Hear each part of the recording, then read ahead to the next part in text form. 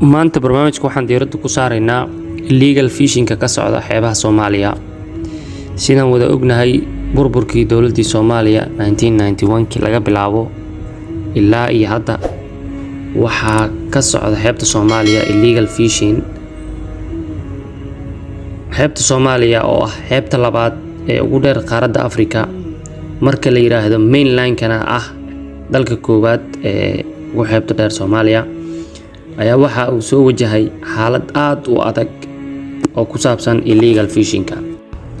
illegal fishing-ka oo ah wax caalamka oo dhan ka jira dawlado fara badanna ka dhaca illegal fishing-ka ayaa hadda waxay bilaabeen dawlado fara badan inay la dagaalamaan kalluumaysiga sharci darrada ah, taas oo sababtay in diiradda la saaro xeebta Soomaaliya oo hadda wajahaysa khatartii ugu adkeyd ee dhanka kalluumaysiga sharci darrada ah.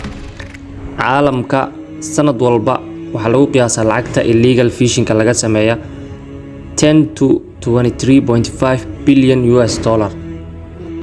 lacagtaasi oo u dhiganta in shantii kalluunba mid ka mid ah sifa sharci darro ah looga jiro. macadka Heritage ayaa cilmi baaris uu sameeyay sanadii 2020 ayaa wuxuu ku sheegay in sanad walba Soomaaliya 300 oo milyan oo dollar sifa sharci darro ah looga qaato xeebaha Soomaaliya. dawladaha ugu badan ee illegal fishing-ka Soomaaliya ka sameeyeen waxaa ka mid ah China, Yemen, Iran, Egypt, Taiwan iyo wadamo kale oo intaa ka fara badan. sidoo kale hay'adda Global Watch ayaa waxay sheegtay sanadii 2020 200 oo markab oo laga leeyahay dalka Iran in sifa sharci darro ay xeebaha Soomaaliya ku soo galeen. maraakiibtaas ayaa waxay wateen la yiraahday netiska la yiraahdo trawling bottom netiska, kuwaasi oo xaalufin aad u ballaaran ka sameeya gunta hoose ayagoo aan u abeelaynin waxa ay qaadanayaan oo burburinaya ugxantii kalluunka iyo kheyraadkii. sidoo kale hay'adda la yiraahdo Environmental Justice Foundation ayaa waxay soo saartay warbixin illegal fishing-ka oo ku saabsan xeebaha Soomaaliya sanadii 2021.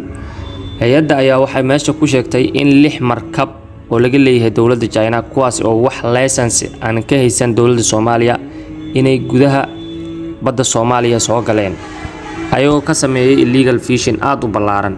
sidoo kale isla maraakiibta illegal fishing-ka sameynayay ayaa waxay wateen netiska la yiraahdo trawling bottom netiska, kuwaasi oo globally mamnuuc ka ah in wax kalluumaysi looga sameeyo. intii aan ku guda jiray baaritaanka illegal fishing-ka waxyaabihii ugu daranaan arkay waxay ahaayeen ama ugu yaabka badnaa in maraakiibta illegal fishing-ka ka sameynaya xeebaha Soomaaliya iyo guud ahaanba caalamka ay bedelayaan magaca markabka iyo dawladda leh markabkaas calankeeda dawladdan ahayn ay soo saaranayaan. arrinkaas oo arrin aad loola yaabo ah.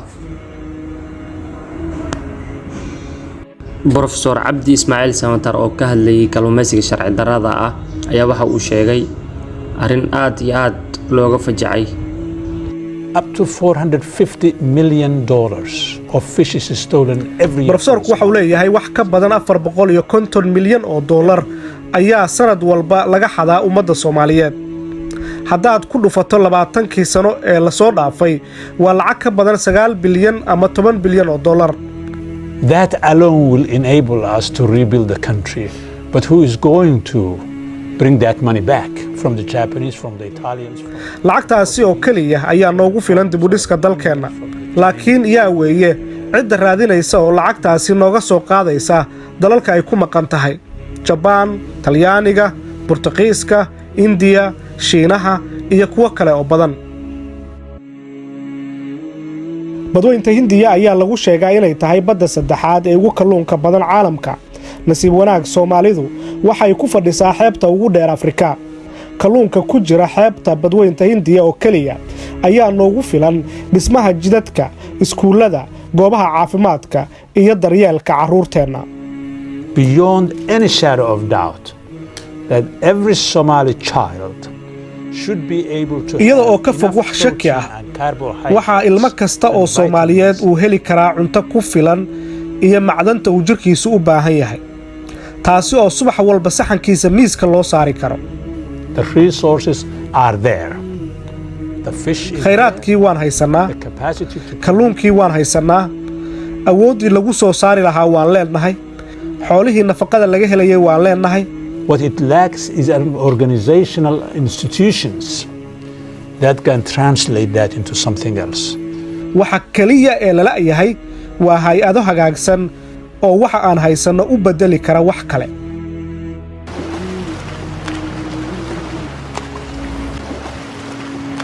markii ay soo galeen wadamada shisheeye ay soo galeen in ilaalinta badaha waxa korodhay in kalluunkiina yaraado kayna ka faa'iideystaan. Yamantii waxay ka baqi jirtay burcadbadeedaas, Iiraantu waxay ka baqi jirtay burcadbadeed.